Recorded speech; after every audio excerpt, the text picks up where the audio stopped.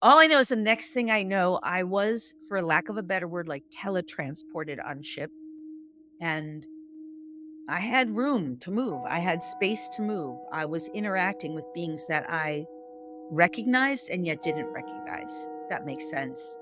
And that is where I think most of my gifts really started to be brought online. I'd like to welcome to the show Lori Spagna. Thanks for being here, Lori. Thanks for having me. I'm so excited to be here with you. Looking forward to our time. Yeah, me too. So you've been a light worker for a very, very long time. I think it's at least 20 years, right? Mhm. Yeah. Yeah, it So, goes back even further if you count like pre-professional. okay, cool. I want to talk to you about what you're up to these days, but first, can you tell us how your journey down that spiritual path began? Yeah, I would say my big catalyzing awakening moment, if there was one, was when my brother died of an unexpected drug overdose. And I started getting messages from him pretty quickly. I didn't know in a conscious way that I necessarily could do that or that I had that ability, but it was very clear. And it took me about a year to unpack that. Like, what the hell's going on here? Is this real? Am I making this up? And after about a year of like testing it and doing all those things you do, like if this is real, show me this and all that kind of stuff, I really got it. It was real. That was my brother connecting with me. And it wasn't long after that that I started getting messages and connections from all kinds of like so-called dead people. That's where it started. That was just the catalyst. From there, it was like I started working with animals and I was getting all these messages from animals and they were all saying like, we're going to help you learn what we're here to do and how we're here to help humans. And it just kept snowballing. It just got more and more from there. So I could go on with the whole story, but that was the catalyzing, that was the beginning of it. So tell us a bit more about how did the message come to you? Was it a dream or were you fully conscious or how did that work? No. With my brother, it was all the time, always. It was like constantly coming in. Hey, Law. This is how it started. My name is Lori. We were born in New York. So my family lineage, we all have like this heavy New York accent. And it would come in like as if he was talking to me. Hey, Law, it's your dead brother, Jeff. Like that's how it sounded in a New York accent. And I'd be like, what? And it just kept coming in like that over and over again initially, like I could hear it. And then I'd be like, okay, if I'm really hearing you, Jeff, show me this, show me that. And, there were sometimes it was eyes closed meditative states of trying to connect with him that way. All kinds of things would be lighting up. Sometimes it was wild things that would stick out from bookshelves. But even still, that was just the beginning. It was like the big kicker was I was living in Los Angeles at the time and he had this dog named Herkimer. And it was like, I knew that I had never heard of a Herkimer diner. And just one day I was walking down the street, like looking at the ground, and all of a sudden I heard in his voice, look up. And I was like, what? Like, look up. So I stop and I look up, and there's this sign, Herkimer Diner. And I was like, I had just never heard that word or that name, Herkimer. That was the name of his dog. That was probably the moment I realized, like, I'm not making this up, like, I heard that, you know? So, anyway, from there, I what ended up happening was just to elaborate a little, I ended up quitting. I had a six-figure job at that time, and I was smoking 2 packs of cigarettes a day. I was, like, drinking excessively. I was on tons of pharmaceutical drugs from well-meaning doctors. My hair was falling out. I was a mess. I was miserable in corporate America. And the big message from my brother was like, if you don't change your ways, you're going to end up like me. Like, you need to quit, you need to change. So I quit that job and I became a dog trainer. And I started getting messages from the dogs. And the message was like, the repeating message was, we're here to help humans. And you need to like tune into what we're here to teach you. If you listen, we'll teach you. So that was like where it started. Then I ended up moving to Maui. And I got into all the healing arts. I got my Reiki master. I started doing like all these esoteric practices. I started learning working with energy. And I was working with a man who knew he had been studying in like the Himalayan mountains with all these masters. So he knew how to work with energy like nobody's business. And what ended up happening was I do these energy, we do these energy works together in group. What ended up happening was while I lived in Maui, my dog at that time, her name was Kenya, she ended up transitioning.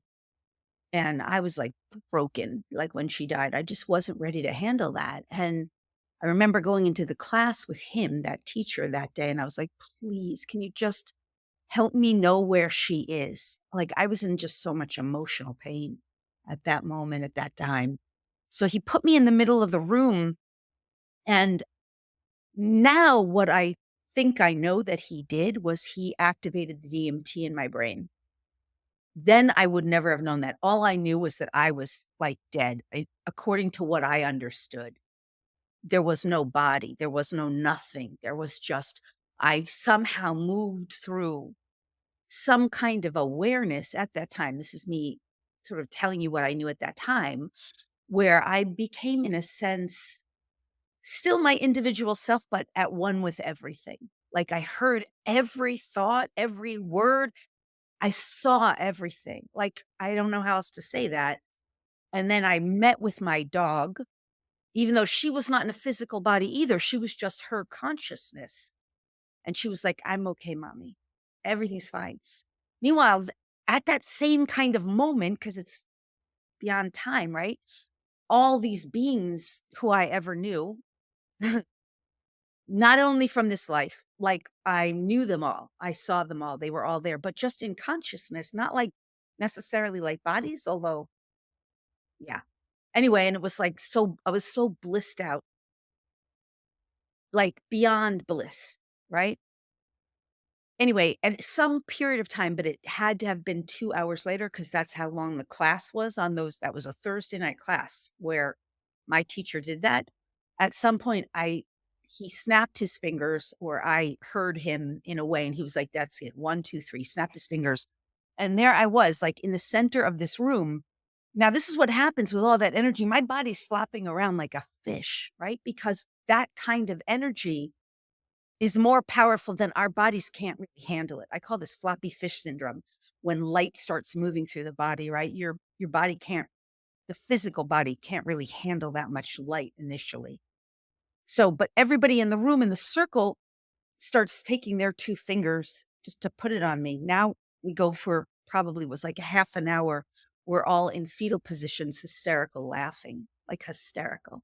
Because that's what this energy does to you from this non-physical place, right? It's beyond love.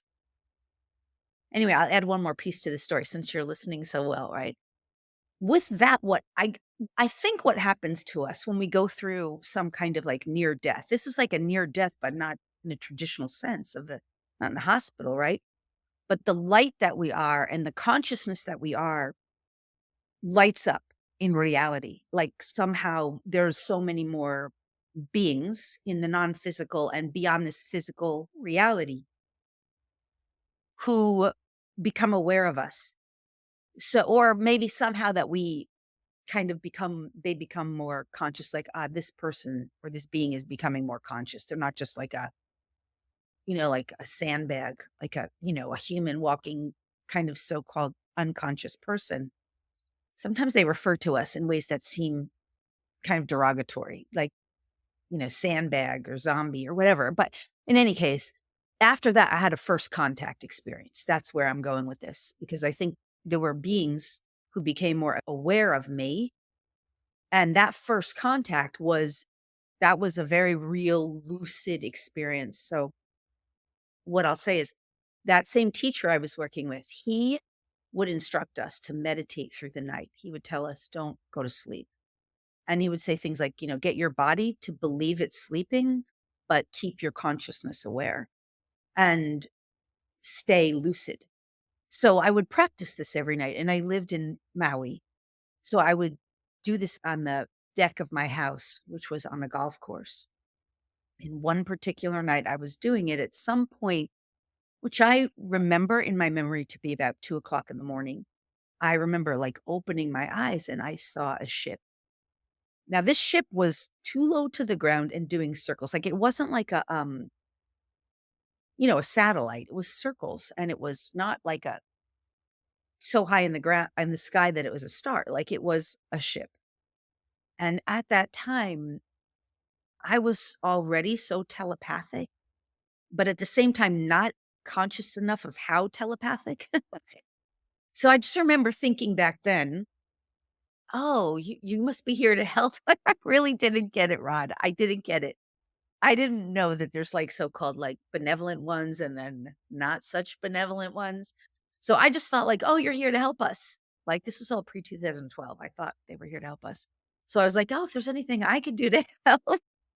All I know is the next thing I know, I was, for lack of a better word, like, teletransported on ship, and I had room to move. I had space to move. I was interacting with beings that I recognized and yet didn't recognize. That makes sense. And that is where I think most of my gifts really started to be brought online because I remember, like, at one point, one of the beings did implant me. And I remember at one point they were like doing what I would call these like downloads, which now I know were activating dormant parts of my consciousness. Then I wouldn't have known that. Like the next day after that happened, I was so freaked out. I was like screaming. I was so angry. Like, what has happened? And what is all this stuff? And I was getting all these downloads like in my consciousness. I couldn't make sense of them. And all I kept hearing was, "You'll know when the time comes. You'll know when the time comes." So this is what I anyway, that is where it all started. That's a long story. It Yeah. was on my list was because you mentioned in your notes that you're a contactee, and so that was one of the stories I wanted to hear. So that's fascinating. I've been reading I've finished reading the Book of Ra, so I've read all 4 books, and now I'm starting to read the introduction. I don't know if you're familiar with that work. And they talk about how you've got some of the contactees they're from the Orion constellation. There's some who are a bit more service to self oriented, and then there's some from other places. So it sounds like you had contact with some of the good guys that are more sort of interested in service to others and developing that. Is that right? Well, here's how I identify with it and the sense that I've made of it through like regressions and just years of unpacking this and working with my own consciousness on it is that that group that contacted to me was many different groups unified, in terms of working for the light. Hmm. And that is my what I would identify as my star family through my lineage. And the way I identify it now is that I connected with a so-called future version of myself and braided that. I didn't, my personality self didn't do it, but my consciousness braided that future version of myself in with my present version at that time. And over time, or the experience of integration, unified in a sense with other aspects of me. So I see myself as what I call a braided star seed, that the star family lineage that I'm connected with, which is multiple races, integrated and sort of awakened what was within me, which is just really, to me, we all have all of this. There's not anything we don't have. It's just that's how my unique journey went. Does that make sense? Yeah, yeah. Yeah. So when you were working in corporate America, that's I mean, we'll talk in general terms. People are quite realists, based in physical reality. So, what was it like making that sort of transition from there to then working with dogs and then all these other things happening? How did you cope with that? And how did your family and friends cope with that too? That was crazy. First of all, when that happened, what I didn't say was within 2 years of leaving corporate America, think this, after college, I spent 20 years in corporate America. And in those 20 years, that's when like everything went wrong. I started smoking 2 packs a day of cigarettes. I was drinking like 6 beers a day. I told you I was on those pharmaceutical drugs. My hair was falling out. My thyroid was off. I was really excessively overweight. I would drink coffee all day, alcohol all night, couldn't sleep, couldn't wake up, really unhealthy behaviors like things that if I had shame left in my body, I would feel shame about, but I have healed that. And then, yeah, spending crazy. I had like 6 figures in credit card debt. I was living that way for 20 years because I was Wow. so miserable. I would go home every night after work and I would cry like to my father because he was my false authority at that time, right? I gave my power to my dad, right? Because that's the way we're raised. And I'd be like, I'm so unhappy. I'm so miserable. What do I do? I'd cry every night. And he'd be like, you stick it out, stick it out. But that was his upbringing. He wasn't being a bad guy. That's how he was raised. So when I left corporate America, what was really interesting, what happened was I had this very brief marriage. Like it lasted like a minute, but that was somehow what my unique soul needed was a false male authority to give me permission to quit corporate America, thinking that I would have this false male authority, AKA my husband at that time, who would stand by my side and take care of me if it didn't work out. But Mm. the moment I quit that 6 figure job with the 6 figure credit card debt, he was out of there because he was like, dead people? No, I didn't sign up for that. You going off your meds? No, I didn't sign off for that. Like he just wasn't on board with any of it. So he divorced me. That's when I moved to Maui after like a year of dog training and realizing like I can do this on my own. Like I can do this. And as soon as I moved to Maui, all that stuff disappeared. In other words, I went off pharmaceutical drugs forever. And I mean, I was on massive doses of pharmaceutical drugs, like ridiculous amounts from well meaning doctors. The 6 figure credit card debt was gone. Like I was told in guidance, start forgiving the banks, forgive them. Because I was waking up to all the conspiracy. I was starting to realize that slowly. So I was practicing forgiveness because I was being told, like, forgive the banks, forgive yourself, forgive the credit card debt, forgive the credit card companies. So I started getting letters from the banks. Your credit card, this debt is forgiven. Like, that's insane, right? How does Wow. that happen? This is like how it was reflecting. The smoking went away. Like, I didn't even want it anymore. The alcohol completely went away. I healed my thyroid myself because I was learning healing modalities. My hair started growing back again. I mean, it was just everything changed so much faster.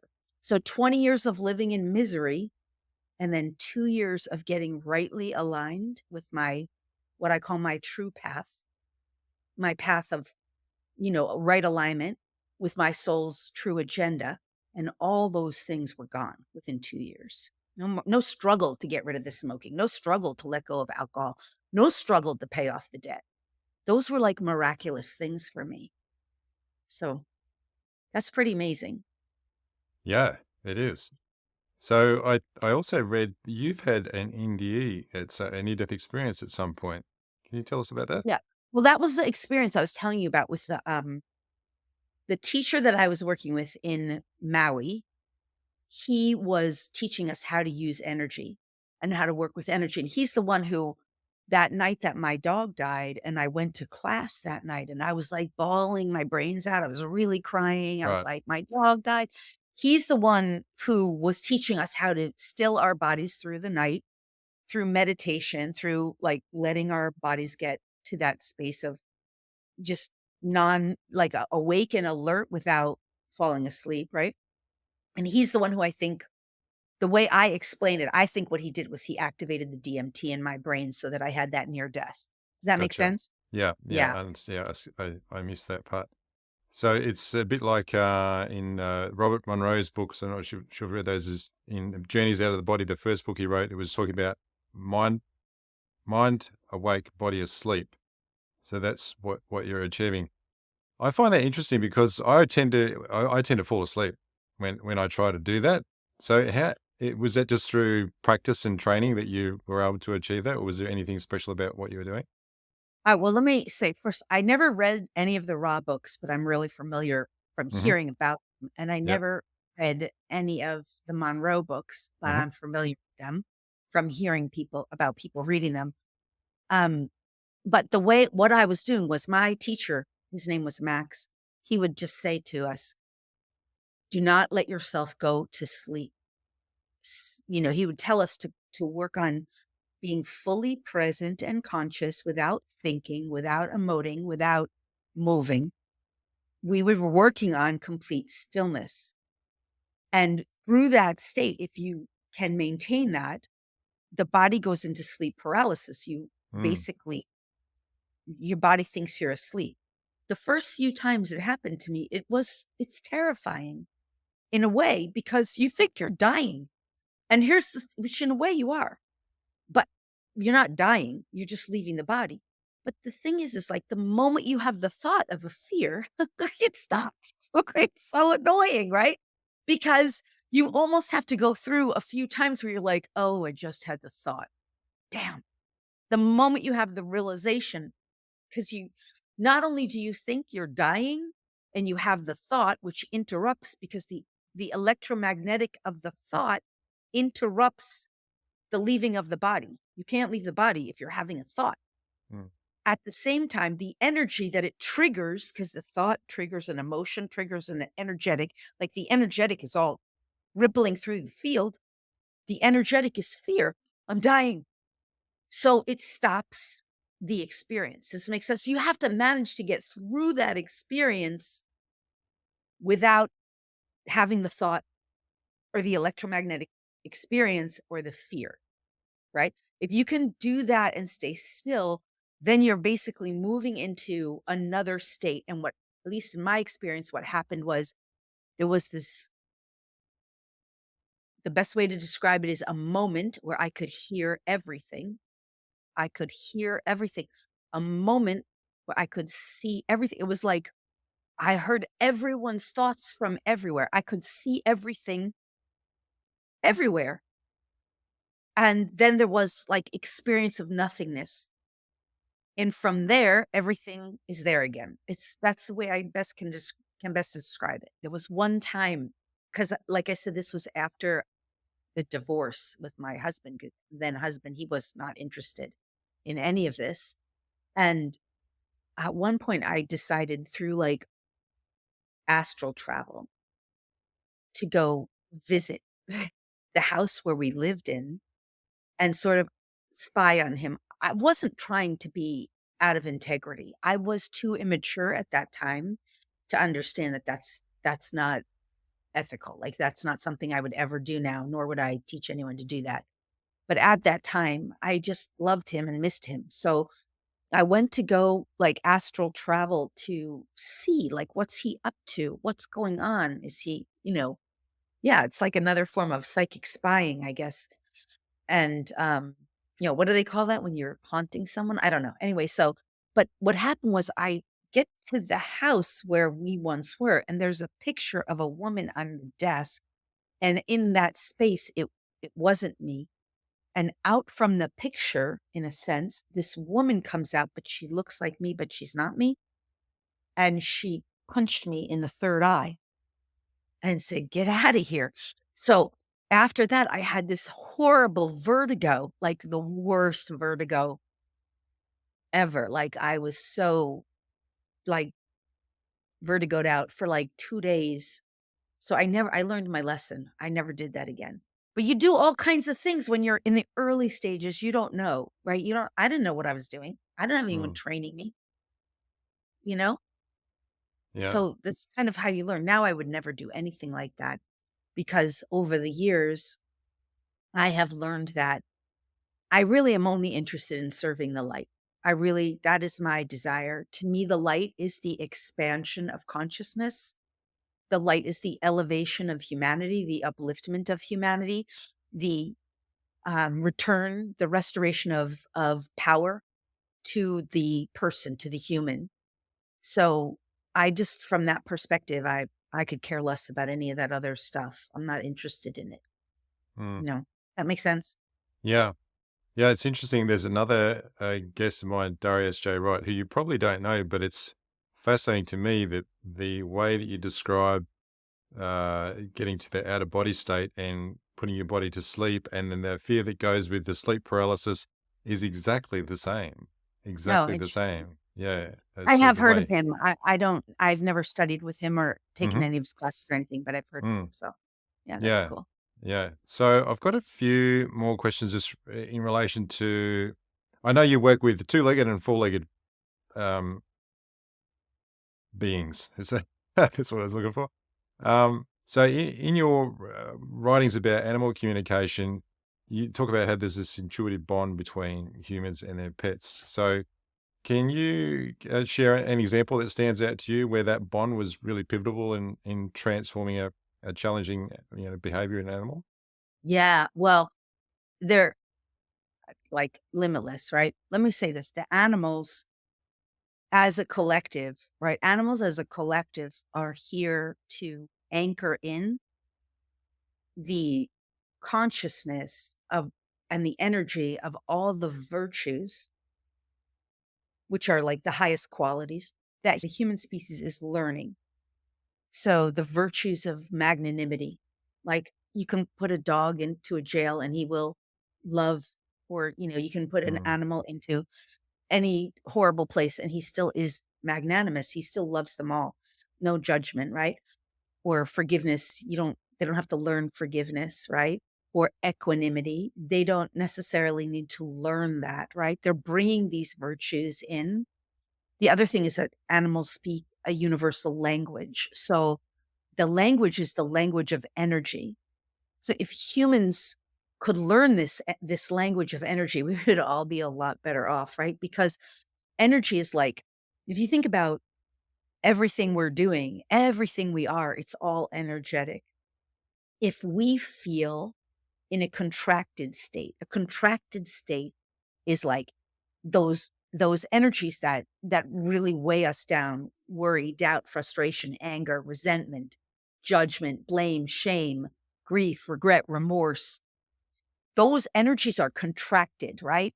And those contracted energies will contribute to our misery, our upset, our suffering, our unhappiness, our density, and ultimately dis-ease, lack, limitation, right? The animals are overall holding a frequency of light that is expansive, elevating, joy, love, like birds are singing, they're etheric, right? So overall, they're bringing that light energy into physicality and helping us to recognize that. But they at the same time recognize, like, if they're human, has some form of density, the animals are like sponges, right? They'll absorb it as a way to help resolve it in the dynamic where they are. So, because the thing is like, if an animal is in a home with a human, they will absorb the energy to mirror it back to their human and reflect it. Hey, this is what's going on. So, going back to your original question, which I was more elaborate, let's say there's a human is having some form of dis-ease. Like just today, I worked with a client student and her beloved bird. This never happened before in her household.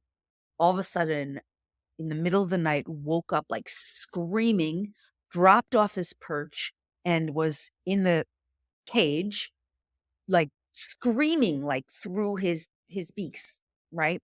And she called me like, "What's going on? This has never happened before. Like, we were so worried for this bird, and they love this bird so much." And so anyway, I'm tuned in and I'm like, well, something has thrown this bird off his perch that's debalancing, and it's connected to your husband. What has gone on with your husband that is so like throwing him off balance, that has him so hyper stressed?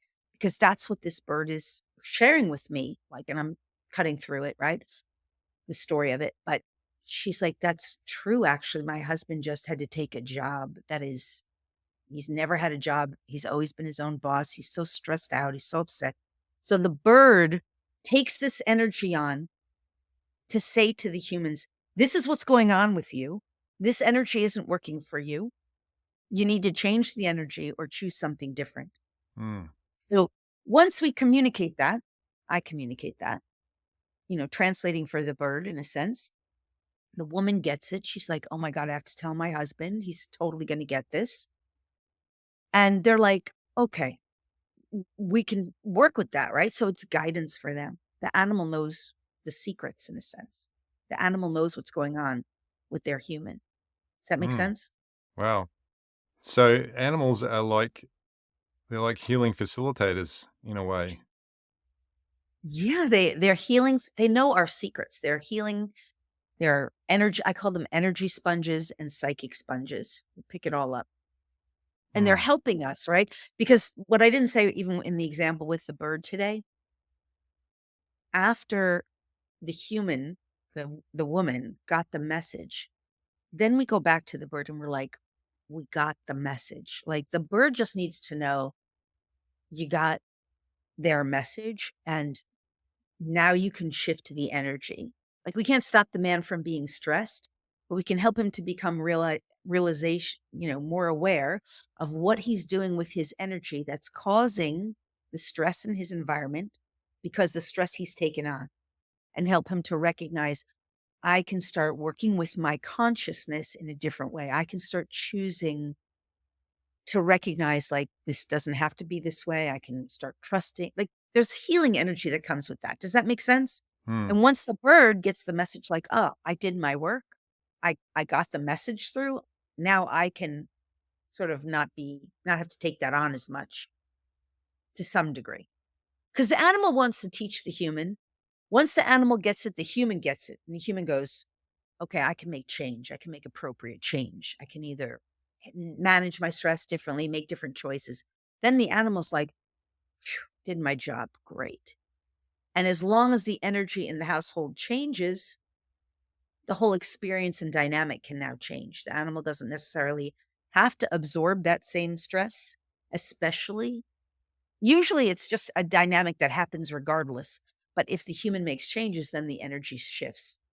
So you have this energetic approach to working with animals. So how do you reconcile that with those who, take the more traditional approach that isn't related to that when you're talking to people that say have got a lot of experience with training animals and you talk about how you do things, how do you reconcile the two?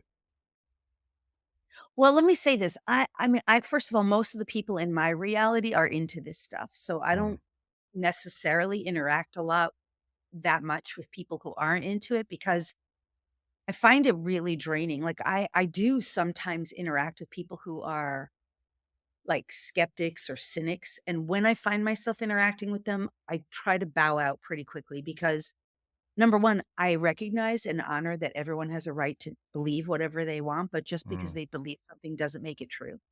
Right? There's truth, and truth when truth is known, it's true for everyone regardless of whether they believe it or not. Absolute truth, right? Mm. There's not a ton of absolute truth in this reality because we're living in a reality of perspective. We're living in a reality of dynamics that allow us with our free will to decide whatever we want and to believe through perspective what is true for us. Mm. But absolute truths do exist. So when you ask me how do I interact with people, if I'm playing with somebody, interacting with someone who is in a state of, you know, either, skepticism, cynicism, doubt, disbelief, that frequency bandwidth for me is so dense and so heavy. I don't enjoy it. It's not the best area for my services because I'm at a frequency now where I'm like, okay, if you want to stay there, no problem. No problem. You have every right to stay there, but I'm not interested in playing with that game because that skepticism, doubt, cynicism, it's a blocker. That's all it does. It's just blocking. It's not even inquiry. Give me inquiry any day. Inquiry Mm. is, wow, I have no idea what you're talking about. It's all strange to me, but I'm interested. Tell me more. Mm. Or inquiry is, like I don't know, but I'm willing to listen. Inquiry, I love. But the rest of it, it's like the moment I'm interacting with that, I'm like, okay, you have every right to be that way. No problem. I'm just not interested in that story. Mm. It doesn't serve me anymore because I'm already at a space where, from my perspective, I'm so interested in coming more and more into alignment with source, which is the divine, which is the expansion and the elevation of consciousness, the evolution of human potential, the evolution of the light that's here to help us expand. Why do I want to shrink or contract again? I have no interest in that. I'm Mm, here to help people get out of that if they want. But those contracted states, to me, that's an old paradigm game that is going extinct really fast. mm. It's almost like there's two ends. There's curiosity on one side, the inquiry you're talking about, and then there's the skepticism and cynicism on the other end. I like people who are curious about things, even if it's something they know absolutely nothing about and want to ask questions about it. Yeah, curiosity's great. Curiosity's fun. Open-mindedness is Mm, fabulous. That opens the doors. But skepticism, cynicism, doubt is just a blocker, right? mm, mm, So, like, with those, going back to your question, you asked, like, how do I handle that? I just, in my mind, I bless it. I namaste people all the time in my mind. I bow to them in my mind and I just say, I wish you peace. If we have no business together, we have no business. We have no business together. mm, Either I'm here to expand and uplift and elevate beings around me in the human world, which I love that, or I'm here to recognize them choosing not to have that experience. That's okay too. mm. It's a free will reality. Yeah, that's one of the. I think that's one of the fundamental truths, isn't it? The absolute truth is that we all have free will. For sure. For Yeah, sure. there's no one Most people don't deciding. Yes, most people don't realize that your free will is, what are you thinking? What are you believing? What are you paying attention to? What are you buying into? What are you giving your intent, consent, and authority to? What are you being witness to? And what are you accepting and allowing to be your truth or your experience? Also, what are you choosing to feel? How are you emoting? What are you emoting? What energy are you being? What energy are you bringing into your body? What energy are you radiating out from you? And what energy are you vibrating at energetically? These are all aspects of free will choice that we're not really aware of yet. Mm, Most But this is part of where the direction for humanity is going, for those of us choosing to recognize it. Because as we do, we will be making choices more and more that are now in this, what I call this new paradigm, right? New paradigm is like we, us, ours, what's for the good of all, harm to none. That is where we're going. What is for the most benevolent best of all beings, zero harm. And that is the guiding force of almost everything I do now. It's my highest intention is serve the light. What is for the most benevolent best of all with zero harm? How may I serve and contribute in that direction and in accordance with that? mm. Which that to me is God's will. What is for the most benevolent best of all with harm to none? In accordance with the expansion of consciousness, right? In your bio, you mentioned the fifth dimensional, this shift to a fifth dimension. So I'm not quite clear about what that is. Could you explain what that Yeah. means? Well, that's what I mean when I say old paradigm, new paradigm. Mm, Old paradigm is the physical world that we've been living in. And so this physical world where everything is based in a hierarchical, top down corpocracy, right? Service to the self, to the harm and detriment of others. Fear based, false authority program, like I call it a program, or people call it a matrix, they call it third dimension. It's just an old paradigm. And in that old paradigm, everything is primarily controlled by fear, dominance, manipulation, secrecy, coercion. There is this overarching energy of fear that, you're afraid to step out your door. You might get hit by a car. You have no control over your future. You're in that old paradigm. You're basically, my guides always talk about you're reading the book of your life. Most people think that for the most part, life is predestined. They go to their psychic, or they think they have no power or control over what happens to their body. You might die tomorrow. Everybody has the same 24 hours in a day in that paradigm, like time is constant. I mean, just, you give your power to a false authority, your government leader, your doctor, your teacher, your lawyer, your banker, whatever. And overall, you're basically pretty powerless in that reality. And that's how humanity has been living. Now, when we refer to fifth dimension, different people call this different things. I call it new paradigm because it's a new way. It's you're restoring your authentic truth of who you are, your true source connection.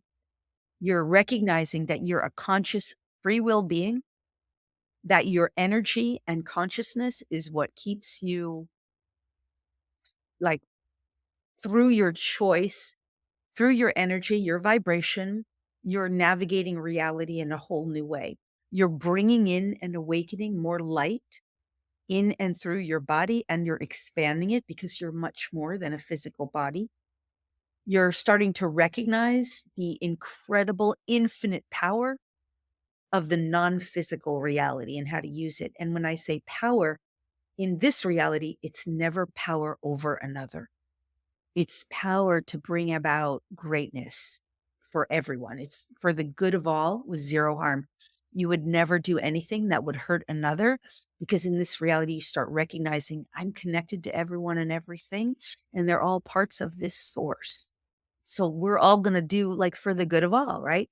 You start functioning from so much more of the higher, pure frequencies that are not, and higher is just relative, right? That are not based in contraction. So they're the frequencies of joy, excitement, optimism, enthusiasm, love, peace, happiness, those kinds of, dynamics. And those are the energies you're playing with more and more. And you're less and less attached to those things because you're like, who wants to play with that? Like, not even fun anymore. So the change, and you also recognize time is malleable. Time is construct. Everything's construct. So everything, you're not reading the book of your life. You're writing the book of your life. You're writing it. You're saying, I'm not waiting for some external, the universe to show me a sign because that's just a reflection, right? Everything you start operating from an internal, but internal is not limited to the body. It's an internal unified space of consciousness where you're like, this is what I'm creating. This is what I'm having. This is what I'm sharing. This is what I'm offering. This is what I'm giving. This is so fabulous. I want everybody to have it if they want it too. It's a whole new way of operating.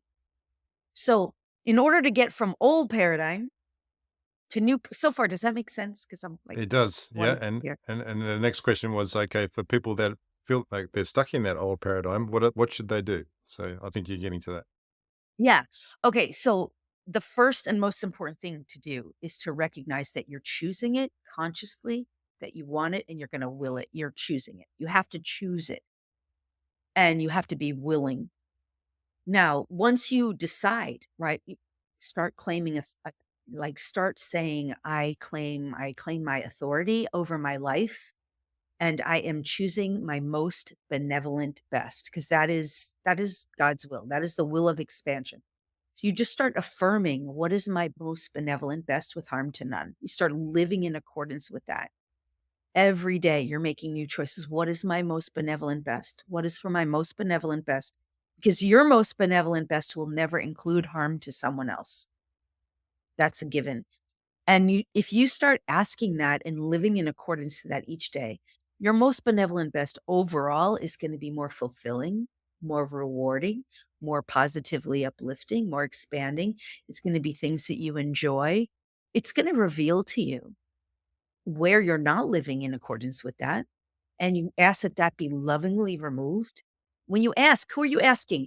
You're asking consciousness because we are consciousness. We're not just bodies. We're not just humans. We're not egos. It really drives me crazy when people talk about the ego because that's old paradigm, right? There's just energy. So you're basically asking a higher consciousness, higher being just relative, which is who you are, a part of your future self that's already evolved or your progressed higher consciousness. You're saying, let this be done. Like, guide me that I may move in the direction in accordance with my most benevolent best. When so-called shadow aspects of self, which is like old paradigm fear-based beliefs, belief systems, etc., come up, emotions, energies. You have to work with that. You have to clear it out and resolve it somehow. You either need some kind of, practice that works for you that you learn, or some kind of coach or mentor. That's how I help people.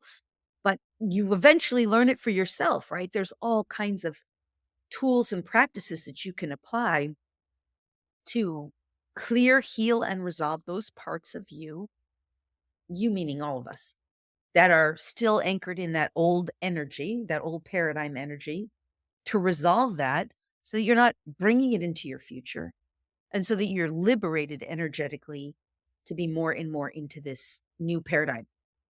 And one other thing I got to say is it's not a here, there, out there. It's a within. It's within. We're not going somewhere.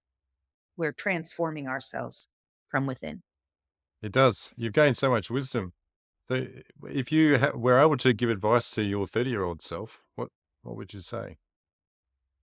Oh, my 30-year, if I was giving my 30-year-old self, Mm, oh yeah. God. Oh, I love her so much. I'm so sorry she had such a hard time. I would give her, please, I would tell her, please, can you just pay attention to me? I love you so much. Please follow me. I'm going to lead you. I'm going to show you. I wish she knew me.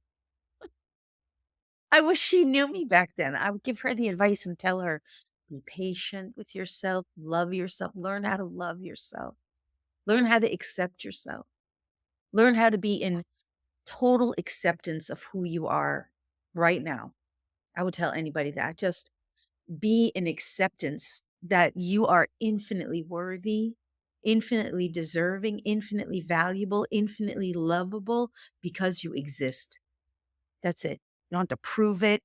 You don't have to leap off of tall mountain. You don't have to do anything. Just you are. You exist. You're worthy, deserving, valuable, important.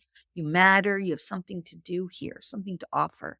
I would tell her that, and I would tell everybody that. I wish everybody knew that, like Yeah. wholly in their whole body. Do you think that's why I notice around me this, and I'm guilty of this at times as well. We have pain and we we want to do something about it, and I think that's what was going with you. So there's alcohol and prescription drugs and whatever else you could get your hands on, and just so that you don't have to feel whatever that pain is. What do you think is going on there for a majority of people? I notice a lot of people are really high functioning as well. It's not like they're holding down their job. They've got children and families and marriages, etc. But they feel a lot of pain, and they're trying to always do something to dull it. Something Yeah. external. Yeah. It's the way, I mean, it's multiple things. First, society is really brainwashed, right? I mean, if you actually were to stop and taste alcohol, do you think you would actually like it? Like, that was part of, I remember how I quit smoking. My guides and my angels were telling me, like, just taste the wholeness of the cigarette when you breathe it in. Really let your body taste it and feel it. And I was like, this is disgusting. Why do I want this? So, on the one level, we do that stuff to suppress the pain that we're afraid of feeling. Mm, And if we could start to realize the pain is not stronger than us. It is not bigger than us. It is not more powerful than us. And if we would be willing to allow ourselves to feel and experience the pain, whatever it is we're suppressing or denying with food, cigarettes, drugs, alcohol, whatever, just to allow ourselves, even even concepts of lack or limitation or not good enoughness, or this is really common. A lot of my students and clients have this. They're afraid of energy. They're afraid of someone else's energy. They're afraid of dark stuff. They're afraid of, like, demons or entities. None of that stuff has any power over us. The only reason it has any power is because we give it our power, because we think it has power, or because, yeah, we don't want to face it. So we suppress with some kind of pill or drug or alcohol or sugar, food or something. So if we're willing to be with that pain, that discomfort, or that fear, and literally say to it, I teach this in all my classes. It's called a fear processing exercise, but you can apply it to anything. Like, you say to it, you have no power over me. I am the love that you are looking for. and you breathe in, you take in the energy of love, just the energy of love. Look, love is so powerful. Some people, you think everybody wants it, but some people can't handle it. So you can take in the energy of peace, divine peace. I am the peace you've been looking for. Like stress, you could do that with stress and anxiety. Anyone who had anxiety, let's just say the anxiety comes up, or like they're so afraid, they're so nervous, whatever it is, they're so worried. And you just start breathing in divine peace. Just breathe as full as you can. The body starts going into homeostasis. And you just say to all that anxiety, I am the peace you are looking for. And you just keep breathing. You don't fight it. Don't fight it. Just let it know that it has no power over you because you decide your peace. You choose that. You breathe it in. It goes away like that. You start realizing it has no power over you. It can't, that energy just dissipates because now you're choosing a new energy, choosing to be peace, or you're choosing to be acceptance, or you're choosing to be allowance. Allowance, that's a really good energy. Just going to allow this. I'm not going to fight it anymore. The moment you just allow it, like, whoa, that's gone. That energy that I've been suppressing with alcohol, drugs, whatever, it's gone. Like, and then you start realizing you don't even need the drugs or the alcohol anymore. That's a great answer. Um, if people have, or tell us about everything you've got going on, Lori. I know you've got books and you've got programs. Just Yeah. could you give us give us a summary of what you've got going on there and how people can get in touch with you if they want to? That could take another hour. Well, so I just launched a podcast myself. It's called The Awakened Elevated Human. I'm really excited about it. My website is lorispagna.com. I have a sacred visionary mentorship, which I work with people and I'm helping them to learn all this stuff and heal and resolve all these old trauma aspects. So that's something they can learn about. But I will tell you, I have something that's free, a 9-day masterclass. I teach it in cycles and it's called the Expansion Experience. It's completely free where people are learning to work with this energy and shift it and change it. And that's on my website at lorispagna.com, the Hmm. expansion experience.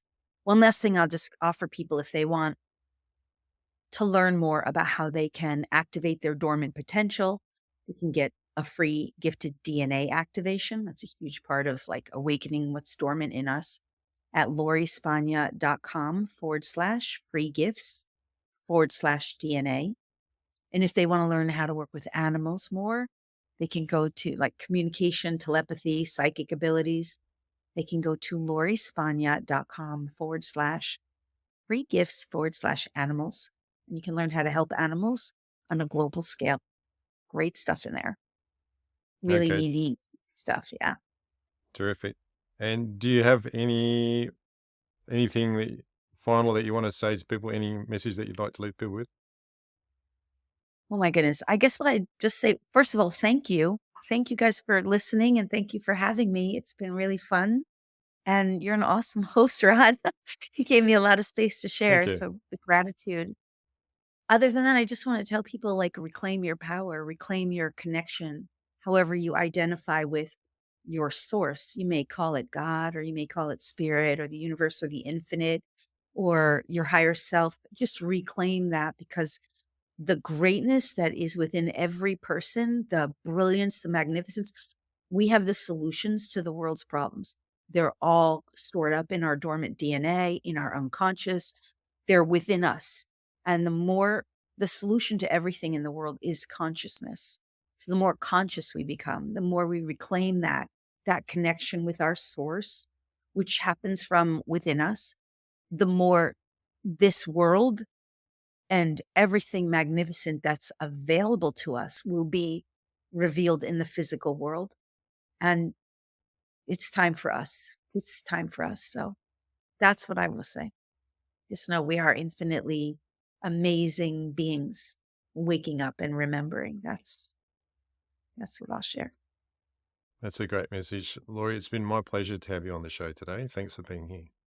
Thank you so much for having me, Rod.